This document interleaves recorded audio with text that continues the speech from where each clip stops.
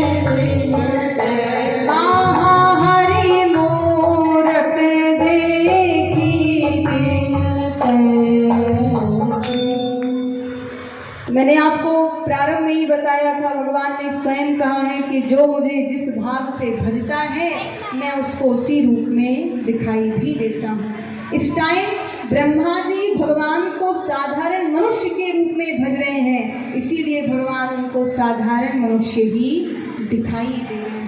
नहीं समझ पा रहे कि ये भगवान है। मोह का, भगवान की लीलाओं से मोहित हो गए, उस मोह का पर्दा आंखों के सामने आ गया। विवेक ने काम करना बंद कर दिया। ब्रह्मा जी भगवान की परीक्षा लेने लगे। सबसे पहले ब्रह्मा जी ने भगवान के समस्त बछड़ों को जाते हैं, बछड़े नहीं इधर आते हैं, ग्वाल वाल नहीं। थोड़ी देर तो खोजा, जब भगवान ने ध्यान लगाया पता चला ब्रह्मा चुरा ले गए।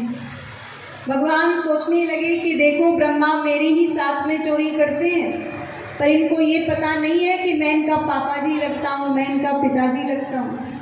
ये तो केवल मनुष्य का शरीर बनाते हैं, उसका आकार बनाते हैं, लेकिन उसमें जो आत्मा है, जो प्राण है, वो तो हम ही डालते हैं।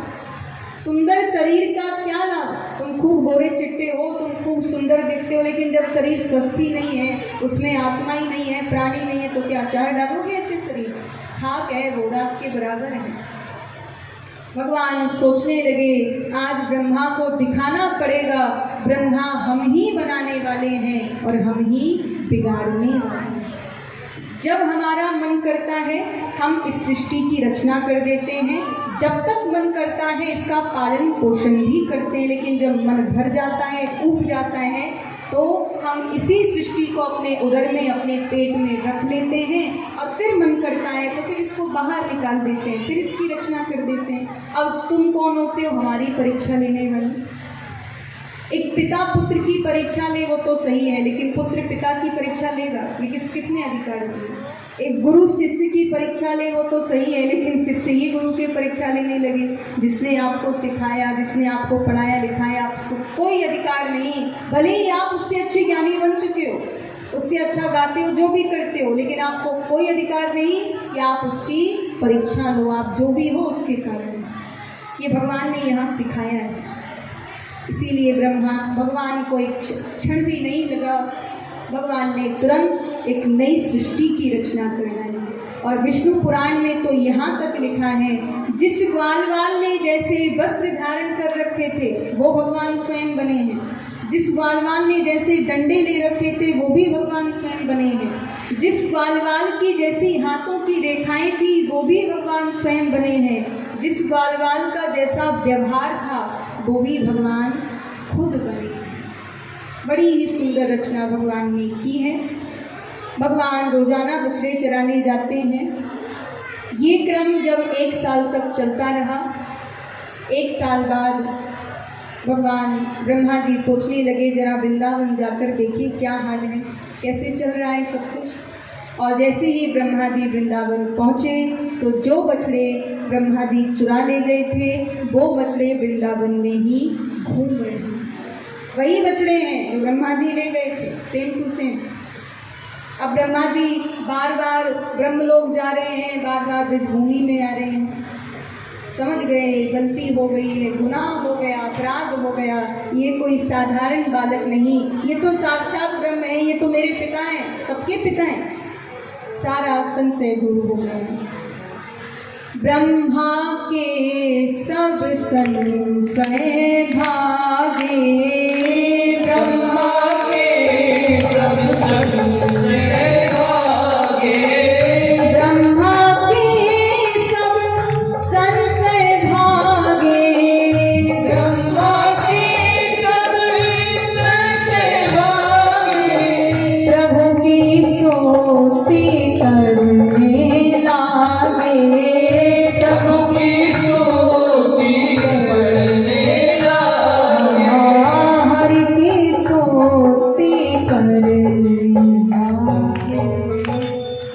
दौड़े दौड़े आए हैं ब्रह्मा जी, साष्टांग भगवान के चरणों में गिर पड़े। प्रभु अपराध हो गया, क्षमा कर दो। 4 मुख हैं ब्रह्मा जी के, इसीलिए पूरे 40 श्लोकों में ब्रह्मा जी ने भगवान से क्षमा मांगी, लेकिन भगवान ने क्षमा नहीं किया। जिस स्थान पर ब्रह्मा जी ने भगवान से क्षमा मांगी थी उस स्थान का नाम चौमुहा पड़ा, क्योंकि ब्रह्मा जी के 4 मुख हैं, इसीलिए उस स्थान का नाम चौमुहा पड़ गया। ब्रह्मा जी ने प्रभु की 3 परिक्रमा लगाई, वापस ब्रह्मलोक चले गए। इसके उपरांत भगवान ने यमुना जी को पवित्र किया। कालिया नाग को नाथा है भगवान ने, उसको रमणक द्वीप भेजा। उसके बाद बड़ी ही सुंदर चीरहरण की कथा आती है, क्यों भगवान ने गोपियों के वस्त्रों को चुराया। तो ब्रज की 4.5 वर्ष की गोपियाँ सवेरे 4 बजे यमुना जी में स्नान करने जाती हैं, वस्त्र उतार कर बाहर रख देती हैं, निर्वस्त्र होकर के स्नान करती हैं और भगवान को पाने के लिए कात्यायनी देवी की पूजा भी करती हैं। कात्यायनी महामाये महायोगिनीधीश्वरी नंद गोप सुतम देवी पतिम में कुरुते नमः। गोपियों का नियम था, जबकि छोटी छोटी बच्चियां ही हैं, 4.5 वर्ष की गोपियां हैं, लेकिन नियम है कि प्रातः 4 बजे यमुना जी में जाना है, निर्वस्त्र होकर के स्नान करना है और भगवान को पाने के लिए कात्यायनी देवी की पूजा भी करनी है। सब सही चल रहा है, लेकिन कहीं गलती हो रही है, त्रुटि हो रही है, और ये गलती भगवान को पता चली। भगवान सोचने लगे कि देखो, ये साधारण जीव कई जन्मों तक तपस्या करके ब्रज में गोपी बनकर आए हैं, और अगर छोटी सी भी गलती हो गई तो कई जन्म बिगड़ जाएंगे। गोपी का मतलब क्या है? गोपी का मतलब किसी स्त्री से नहीं है, गोपी का मतलब किसी महिला से नहीं है, किसी औरत से नहीं है, किसी पुरुष से भी नहीं है। गोपी का सरल मतलब है, हिंदी में गोपी का मतलब है गो माने इंद्रियां और पी माने पीना। जो अपनी 10 इंद्रियों से सिर्फ कृष्ण रस को पिए वही गोपी है। अब वो स्त्री भी हो सकती है, वो पुरुष भी हो सकता है। तो भगवान सोचने लगे कि गोपी बनना कोई हंसी मजाक तो है नहीं, गोपी बनना कोई सरल तो है नहीं। 84 लाख योनियों में भटकने के बाद जब इन्होंने तपस्या की है, तब एक बार गोपी जन्म मिला है, और अगर इनसे गलती हो गई फिर वही पुनरपि जननम पुनरपि मरणम, बार बार मरना पड़ेगा, बार बार जन्म भी लेना पड़ेगा। अब मैं बार बार कृष्ण बन के थोड़ी आऊँगा, इससे अच्छा इनको अभी समझा दूँ। तो भगवान गोपियों के पास गए। भगवान ने गोपियों से कहा कि देवियों, तुम यमुना जी में स्नान करती हो वो हमको पता है, और जो तुम कात्यायनी देवी की पूजा करती हो वो भी हमको पता है, लेकिन जो तुम्हारे स्नान करने का तरीका है वो ठीक नहीं है। पहली बात तो ये है कि तुम निर्वस्त्र होकर के स्नान करती हो, इसमें जल के देवता वरुण का अपराध होता है। दूसरी बात ये है कि वस्त्र हटा कर के नहाती हो, अगर कोई तुम्हारे वस्त्र उठा कर के ले जाए फिर तुम क्या करोगी? गोपी बोली चलो चलो, 4 बजे कौन आवे वहाँ पे? बड़े आए पंडित जी। भगवान सोचने लगे ऐसे मानने वाली नहीं है, इनको तो प्रैक्टिकल में समझाना पड़ेगा। और अगले ही दिन समस्त गोपियाँ प्रातः 4 बजे यमुना जी में स्नान करने गईं। भगवान पीछे से ग्वाल वालों के साथ आए और गोपियों के वस्त्रों को उठा करके पेड़ पर चढ़ गए। इसीलिए कहा है कार्तिक मास की है स्नाना, कार्तिक मास की है स्नाना, कार्तिक मास की है स्नाना, कार्तिक मास की है स्नाना, प्रभु ने हरण कियो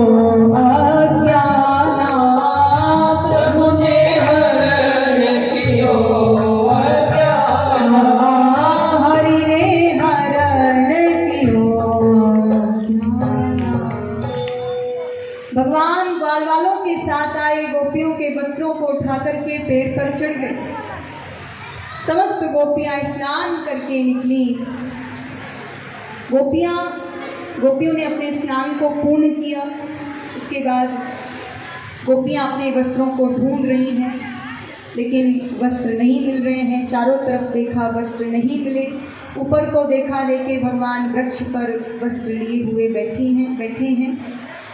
गोपियाँ भगवान से प्रार्थना करने लगी, प्रभु हमारे वस्त्रों को दे दीजिए। तब भगवान कहते हैं कि मांगने की क्या आवश्यकता है, ये रहे तुम्हारे वस्त्र, बाहर निकल करके आओ और ले लो, संकोच करने की क्या आवश्यकता है। तब गोपियाँ कह रही हैं कि प्रभु कैसे आए, हमारे तन पर एक भी वस्त्र नहीं है, हम बिल्कुल निर्वस्त्र हैं।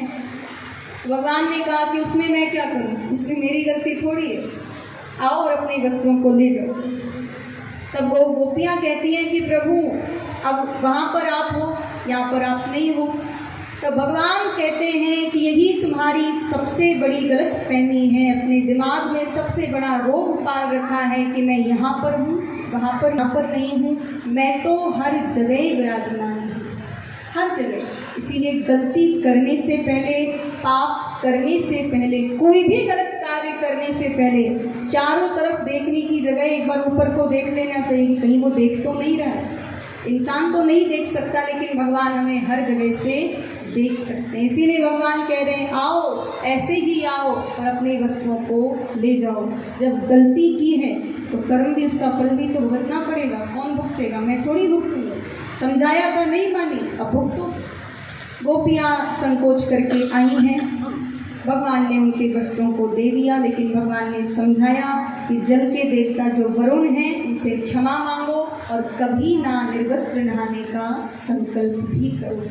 तो ध्यान रखिए, कभी भी किसी भी जलाशय में, कोई तीर्थ का जलाशय नहीं, अगर कोई साधारण जलाशय भी है, नदी है, तालाब है, कोई नहर है, तो किसी में भी हमें निर्वस्त्र होकर के स्नान नहीं करना चाहिए। फिर चाहे वो स्त्री हो, पुरुष हो, कोई बड़ा बालक हो, किसी को भी निर्वस्त्र होकर के स्नान नहीं करना चाहिए।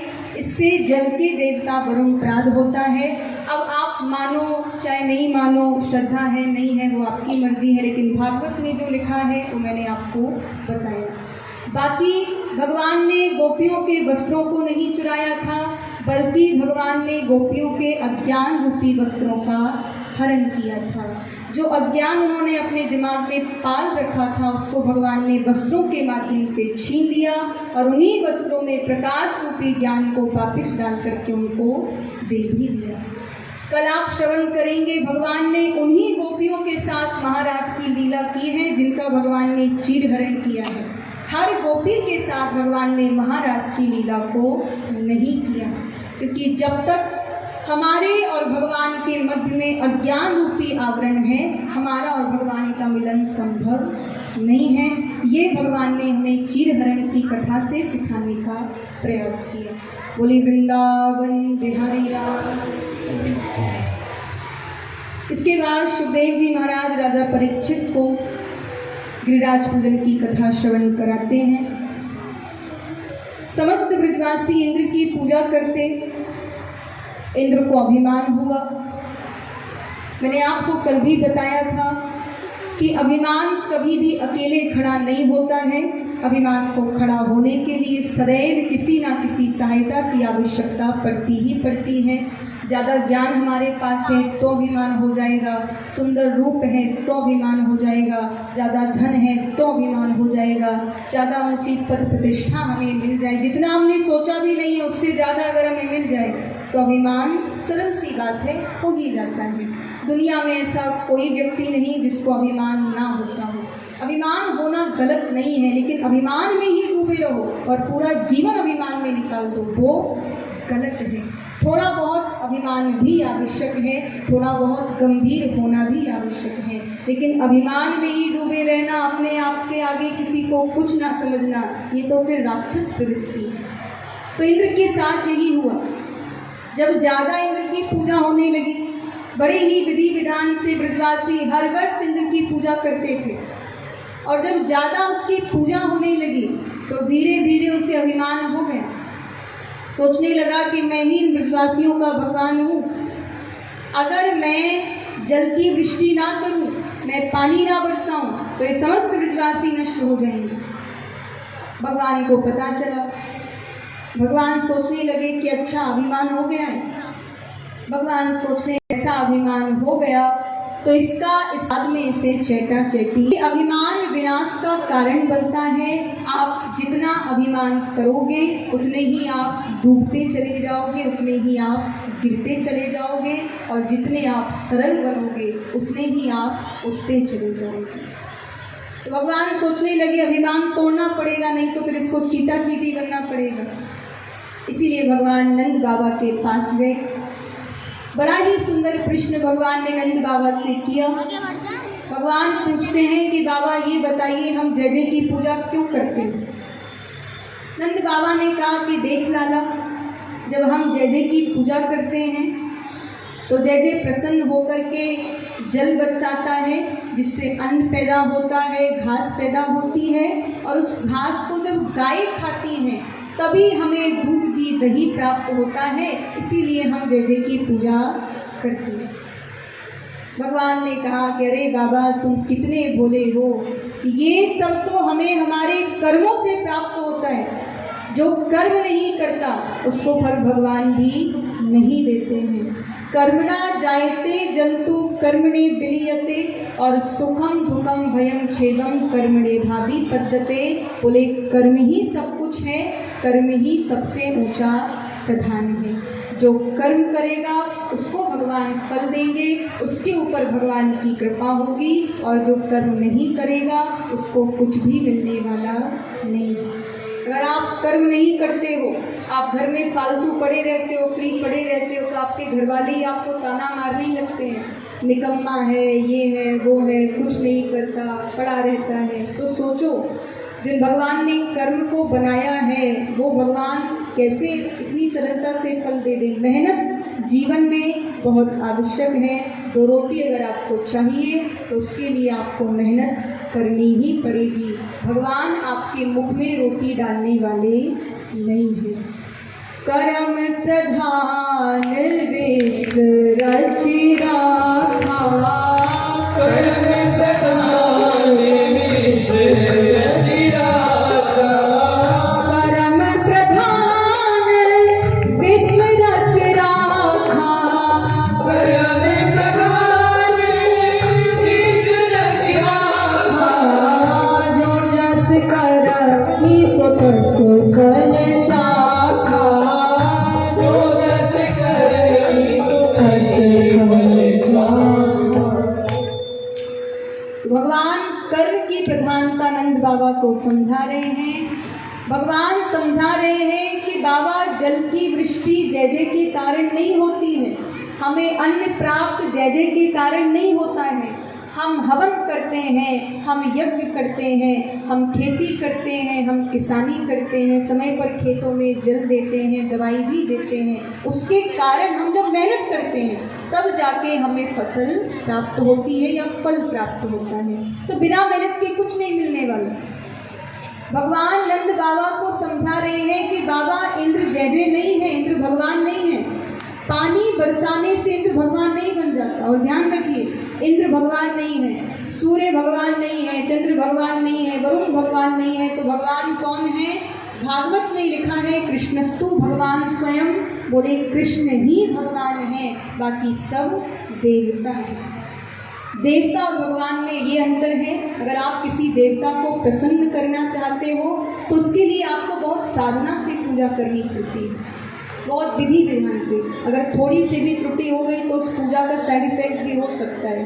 लेकिन भगवान की पूजा आप कैसे भी कर दो, उल्टी सीधी, जैसा भी मंत्र आता है, जो भी आता है पढ़ दो, आपको उसका कोई उल्टा फल मिलने वाला नहीं। देवता नाराज हो सकते हैं, देवता रुष्ट हो सकते हैं, लेकिन भगवान कभी भी नाराज नहीं होते। प्रकाश देने से सूर्य भगवान नहीं बन जाता। प्रकाश देना उसका काम है। दुनिया में कोई उठे चाहे नहीं उठे, लेकिन प्रातः काल सूर्य को समय पर उदय होना ही पड़ेगा। नहीं उदय हुआ समय पर तो भगवान उसको उसके पद से हटा देंगे, किसी और को सूर्य बना देंगे। तो ये देवता है, भगवान नहीं है। इसीलिए भगवान नंद बाबा को समझा रहे हैं कि बाबा हमारे जो प्रत्यक्ष देवता हैं वो श्री गोवर्धन महाराज हैं। और ये बात बिल्कुल सत्य है। कलयुग के 2 ही देवता प्रत्यक्ष हैं, अमर हैं। एक तो बालाजी हैं या श्री हनुमान जी हैं, और दूसरे श्री गोवर्धन भगवान हैं। ये 2 ही देवता अमर हैं। आपकी इच्छा कहीं भी पूरी नहीं हो रही, आपकी कामना कहीं भी पूरी नहीं हो रही, तो मेरा ऐसा विश्वास है इन दोनों की शरण में आप जाइए, आपकी कामनाएं अवश्य पूरी होंगी। तो भगवान समझा रहे हैं कि प्रत्यक्ष देवता श्री गिरिराज महाराज हैं, इसीलिए हमें उन्हीं की पूजा करनी चाहिए। भगवान ने नंद बाबा से पूछा कि बाबा ये बताइए, आप इतने वर्षों से उस इंद्र की पूजा कर रहे हो, क्या कभी इंद्र ने आपको दर्शन दिए? कैसा दिखाई देता इंद्र, कैसा नहीं दिखाई देता? तब नंद बाबा कहने लगे कि लाला इतने वर्ष है गए मोकू बा इंद्र की पूजा करते करते, पर बा इंद्र ने मोकू अब तक दर्शन नहीं दिए। भगवान बोले बाबा जब है ही नहीं तो दर्शन देगा कहाँ से? भगवान दर्शन देते हैं, देवता दर्शन थोड़ी देते। एक बार गोवर्धन की पूजा करके देखो, एक ही बार में चतुर्भुज रूप में दर्शन देंगे, इतने दयालु हैं। मान गए नंद बाबा भगवान की, भगवान गोवर्धन के पूजन के लिए समस्त ब्रजवासी भी मान गए। उनके पूजन के लिए 56 प्रकार के भोग बनाए। अच्छा, मैंने आपसे कल कहा था कि भगवान को 56 प्रकार का भोग क्यों लगाया जाता है, ये मैं आपको बताऊंगी। तो भगवान श्री कृष्ण जो थे वो एक दिन में 8 बार भोजन करते थे। एक दिन में 8 पहर होते हैं कि नहीं होते हैं? तो भगवान श्री कृष्ण एक दिन में 8 बार भोजन करते थे। तो 7 दिन में कितने हो गए? 7 का गुणा कीजिए 8 से, हो गए ना 7 अठे 56, या आपकी अगर अंग्रेजी में कहो तो 7 8 जा 56। इसीलिए भगवान को 56 प्रकार का भोग लगाया जाता है। ये छोटी छोटी बातें हैं और पता होनी भी चाहिए। तो इसीलिए भगवान को एक ही बार में माँ यशोदा ने 7 दिन का जो भोग था वो 56 प्रकार का बना करके रख दिया था, क्योंकि भगवान ने गोवर्धन धारण कर लिया था। 7 दिन तक धारण किया, भगवान भोजन नहीं कर पाए, इसीलिए 56 प्रकार का भोग गिरिराज जी को लगाया जाता है। समस्त ब्रजवासी भगवान गोवर्धन के लिए पूजन के लिए माने हैं। उनके पूजन के लिए 56 प्रकार के भोग बनाए गए, उनको स्नान कराया। स्नान कराते कराते जब ब्रजवासी थक गए तो भगवान ने वहीं पर अपने मन से एक गंगा को प्रकट किया। इसीलिए उसका नाम मानसी गंगा पड़ा। मानसी गंगा में से जल लेकर के समस्त ब्रजवासियों ने भगवान गोवर्धन को स्नान कराया, उनका पूजन किया। एक तरफ भगवान पूज्य बनकर खड़े हैं, दूसरी तरफ भगवान पुजारी बनकर खड़े हैं। एक तरफ पूज भी रहे हैं, दूसरी तरफ पूज भी रहे हैं। भगवान गोवर्धन की परिक्रमा भी लगाई समस्त ब्रजवासियों ने। उसके बाद जैसे ही प्रसाद बंटने का नंबर आया, नारद जी को पता चला। नारद जी दौड़े दौड़े इंद्र के पास गए।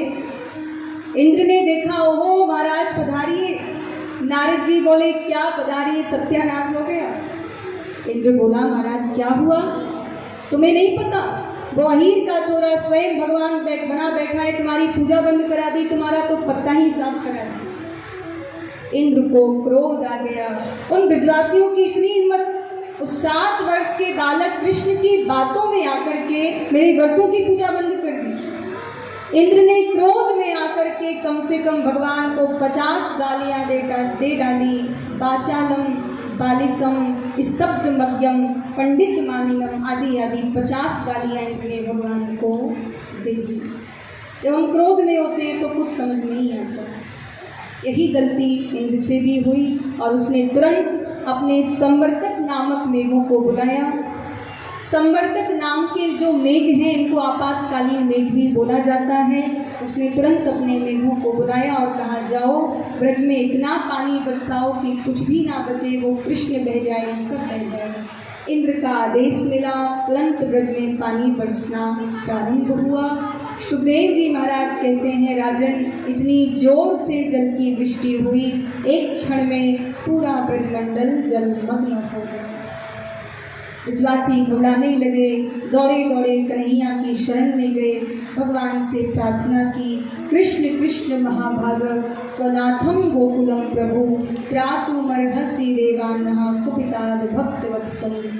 हे कृष्ण, आप हमारे नाथ हो, आप इस गोकुल के नाथ हो, आप भक्तवत्सल हो, हम आपकी शरण में आए हैं। कुपिताद भक्तवत्सल, उस इंद्र के क्रोध से आप हमारी रक्षा करें। भगवान ने भी देखा ब्रजवासी मेरी ही शरण में आए हैं तो मुझे इनकी रक्षा अवश्य करनी चाहिए, और तुरंत मेरे गोविंद ने बिना विचार किए, बिना सोचे समझे अपनी कनिष्ठा उंगली के नख पर गिरिराज जी को धारण किया। भगवान ने गिरी को धारण किया, इसीलिए भगवान का नाम गिरधारी पड़ गया। बोलिए गिरधारी भगवान की जय। 7 वर्ष की आयु में भगवान ने गिरिराज जी को धारण किया था, 7 ही दिनों तक किया था और 7 ही कोस के गिरिराज जी को धारण किया था। 7 दिन हो गए, इंद्र का भंडार खाली हो गया, जल की एक बूंद भी नहीं बची। चारों सेवकों को भेजा, बोले जाओ देख कर आओ, कुछ नहीं बचा होगा, सब बह गया होगा। चारों सेवक पहुंचे, देखे वहां तो धूल उड़ रही है, बिल्कुल सूखा पड़ा है।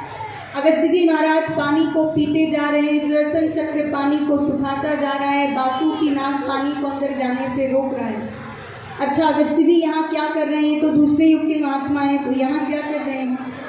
तब यहाँ पर मेरे गुरुजी भी इस कथा को श्रवण कराते थे। बोले त्रेता युग में जब भगवान श्री राम लंका से विजय प्राप्त करके अयोध्या वापस आए तो सीता जी ने कहा, महाराज बहुत दिन हो गए हमने ब्राह्मणों को भोजन नहीं करवाया, अब आप कोई ऐसा ब्राह्मण बुलाओ जो ज़्यादा भोजन करता हो। कोई ब्राह्मण आता है 2 पूड़ी खा के चला जाता है। अब राम जी ने सोचा कि ऐसा ब्राह्मण कौन है जो ज़्यादा खाता हो, तो राम जी को तुरंत अगस्त जी का ध्यान आ गया, क्योंकि अगस्त जी पूरा समुद्र पी गए थे, एक क्षण भी नहीं लगा। सोचा अगस्त जी से अच्छा संत हो ही नहीं सकता भोजन करने के लिए। तुरंत अगस्त जी को निमंत्रण दिया, बोले महाराज आपको आज पधारना है, और ये भी ध्यान रखिए भोजन नहीं करना है, देवी जी की श्रद्धा पूरी करनी है। बड़ा कहते हैं ब्राह्मणों को भोजन करवाना है। अगस्त जी आए। अब सीता जी ने अगस्त जी का हुलिया देखा तो देखा कि पेट पीठ में चिपक रहा है, उनके मुंह में 32 में से एक भी दांत नहीं है।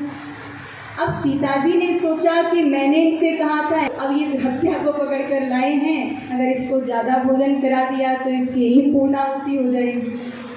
क्योंकि अगस्त जी योगी हैं, और जो योगी होते हैं वो दुबले पतले होते हैं, और जो थोड़े भोगी होते हैं वो मोटे तगड़े होते हैं। किसी को देखिए बुरा मानने की आवश्यकता नहीं है, ऐसा संत महात्मा कहते हैं। तो अगस्त जी योगी संत हैं, कितना भी खा लें लेकिन इनको लगता ही नहीं है, सदैव दुबले पतले रहते हैं। सीता जी ने अगस्त जी को आसन दिया और सीता जी ने सोचा कि इनके शरीर के अनुसार ज़्यादा से ज़्यादा 250 ग्राम आटा की पूड़ी बहुत है। सीता जी ने 250 ग्राम आटा की पूड़ी बनाई, 2 कटोरी में सब्जी अगस्त जी के सामने रख दी। अब अगस्त जी ने देखा तो हंसने लगे। सीता जी ने पूछा, महाराज क्यों हंसते हो, भोजन अच्छा नहीं बना क्या? बोले देवी अच्छा बना या बुरा बनाए तो जब पता चलेगा, जब खाएंगे, अभी तो चखा भी नहीं है, फिर क्यों हंसते हो? बोले देखो देवी, हम हैं संत, जब नहीं खाते तो बिल्कुल नहीं खाते, और जब खाते हैं तो 1-2 साल का इकट्ठा ही खा लेते हैं। अब आपने ये तो छोटी छोटी पूड़ी रख दी, इनको मैं अपने कानों में डालूं या माथे पे चिपका लूं? सीता जी बोली, महाराज आप प्रेम से भोजन कीजिए, हम ऐसा ही संत चाहते थे। तुरंत सीता जी ने 5 किलो आटा की पूड़ी बनाई, एक भगोनी में सब्जी अगस्त जी के सामने रख दिए। अगस्त जी ने पूड़ी सब्जी में मिलाई, सब्जी पूड़ी में मिलाई, 5 लड्डू बनाए और 5 सेकंड में 5 लड्डू गायब। अब सीता जी ने सोचा इस बाबा का पेट है कि कुआं है, 5 सेकंड में 5 लड्डू गायब। तुरंत सीता जी ने रिद्धि सिद्धि को फ़ोन मिलाया, रिद्धि सिद्धि को बुलाया। अब रिद्धि पूड़ी बनाती है, सिद्धि सब्जी बनाती है, उनसे भी पूर्ति नहीं हुई तो 9 निधि को बुलाया। रिद्धि सिद्धि 9 निधि 11 लोग भोजन बनाते हैं। अब तो गणेश जी महाराज का ध्यान लगाया, बोले महाराज आप ही आइए, आप तो विघ्नहर्ता हो। गणेश जी भी आए हैं, लेकिन गणेश जी परेशान, रिद्धि सिद्धि परेशान, 9 निधि परेशान, सीता जी परेशान, लेकिन बाबा बिल्कुल भी परेशान नहीं। सीता जी अगस्त जी के सामने आई, हाथ जोड़ करके बोली, महाराज मैं आपसे कुछ बात करना चाहती हूँ। अगस्त जी ने कहा कि देखो देवी, हम भोजन के बीच में बात नहीं करते। बोले नहीं नहीं महाराज, कुछ ज़रूरी बात करना चाहती हूँ। ठीक है देवी, बोलती जाओ, हम सुनते जाते हैं। तब सीता जी ने कहा कि महाराज मैंने सुना है कि जब आधा भोजन हो जाए तो पानी पीना चाहिए। अगस्त जी ने कहा कि देवी तुम इसकी चिंता क्यों करती हो, इसकी हमें कुछ चिंता है, जब आधा भोजन हो जाएगा तो मैं बिना कहे पानी पी लूँगा। सीता जी सोचने लगी, अगर इसका बाधा नहीं हुआ तो पता नहीं पूरा कब होगा। लगातार 15 दिनों तक अगस्त जी ने भोजन किया था। 16वें दिन सीता जी परेशान हो गई, दौड़ी दौड़ी राम जी के पास गई, बोली महाराज बाबा बुलाना, लेकिन ऐसा बवाल कभी मत करिए, इसका तो भोजन ही पूर्ण नहीं होता। 15 दिन हो गए, भंडार खाली होने को हो रहा है। राम जी आए, अगस्त जी ने राम जी से इशारे में पूछा और के रहने दें, चलने दें कि रुक जाएं? तो राम जी ने कहा कि रहने दो, रुक जाओ, हो गई देवी जी की श्रद्धा पूरी। अब अगस्त जी ने पेट पर हाथ फेरा, बोले देवी जल ले करके आओ, पानी लाओ, अब भोजन कराएं तो जल भी पिलाना पड़ेगा। सीता जी दौड़ी दौड़ी राम जी के पास गई और उनके कान में बोली कि महाराज इनसे कह दो पानी कहीं और पी लें। अब वो जानती थी कि इतना भोजन किया तो पता नहीं पानी कितना पिएगा। राम जी ने अगस्त जी से कहा, महाराज आप हैं संत, 1-2 गिलास से आपका काम चलने वाला नहीं है और 50-60 टैंकर की यहाँ व्यवस्था भी नहीं है। लेकिन हाँ, जब द्वापर युग में मैं इंद्र का अभिमान दूर करने के लिए गिरिराज जी को धारण करूँ, इंद्र का बरसाया हुआ समस्त पानी आप पी जाना, आपसे कोई भी मना नहीं करेगा। अगस्त जी ने कहा कि हाँ, एक समाधि लगाएंगे, द्वापर युग आ जाएगा। तो उसी दिन के अगस्त जी प्यासे बैठे हुए थे। भगवान राम ने द्वापर युग में चंद्रवंश में कृष्ण अवतार लिया। कृष्ण अवतार लेकर के भगवान ने ये संपूर्ण गोवर्धन लीला की। इंद्र ने क्रोध में आकर जल की वृष्टि की, अगस्त जी ने अपनी प्यास को भी बुझाया।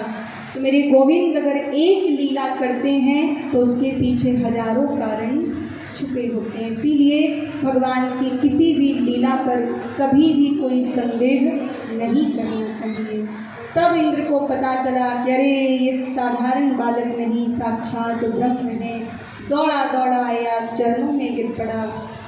विशुद्ध सत्तम तब धाम शांतम तपोमयम ध्वस्तरजस्तमस्कम। हे प्रभु क्षमा कर दो, अज्ञान रूपी नींद में सो गया था और ऐसी कृपा करो इस बार कि सब कुछ हो जाए लेकिन अभिमान कभी भी ना हो। इस अभिमान को मेरे अंदर सदैव के लिए सुला दीजिए। भगवान बड़ी सुंदर बात कहते हैं। भगवान ने कहा कि इंद्र, मैं उसी के अभिमान को तोड़ता हूँ जिससे मैं सबसे ज़्यादा प्रेम करता हूँ, जिसको मैं अपना समझता हूँ।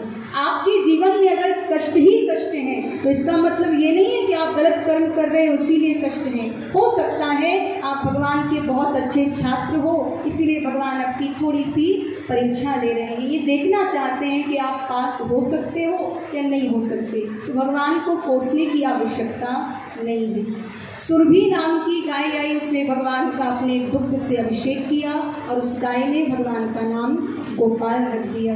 बोले गिरिराज महाराज की, श्री गोवर्धन भगवान की जय। थोड़ा जोर से जयकारा लगाइए, बोले गोवर्धन भगवान की जय। और धीरे, बोले गिरिराज महाराज की जय। तो आज की कथा का यहीं पर विश्राम होता है। कल आप सभी यहाँ पर रास पंच अध्याय और भगवान कृष्ण रुक्मिणी विवाह की कथा का श्रवण करेंगे।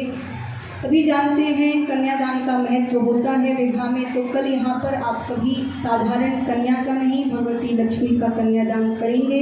अब ऐसा नहीं है कि आपसे सोना चांदी मांगा जा रहा है तो आप कल कथा में ही ना आओ, डर के मारे कथा में आना बंद कर दो कि पता नहीं क्या मांग लें। ऐसा नहीं करना है और अच्छे से खूब मेकअप वेकअप करके आप सभी को आना है। इस प्रकार से सांसारिक शादियों के लिए तैयार होते हो, पहचान में नहीं आता कि ये व्यक्ति वही था, इसने मेकअप कर रखा है।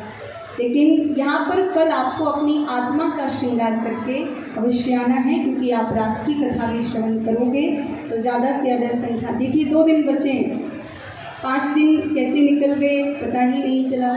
4 जून से कथा प्रारंभ हुई थी और आज शायद 8 जून है, तो 2 दिन और बचे हैं। इसीलिए जो भी सुनना चाहते हैं 2 दिन की बात और है, उसके बाद तो फिर राधे राधे हैं। तो आइए आगे की ओर चलेंगे। सबसे पहले डॉक्टर विजय जो हैं वो भगवान गोवर्धन का पूजन करेंगे अपनी धर्मपत्नी के साथ। उसके बाद सभी माताएं बहनें भाई लोग बच्चे एक एक करके भगवान गोवर्धन का पूजन करेंगे। जो चढ़ाना हो आप चढ़ा सकते हो।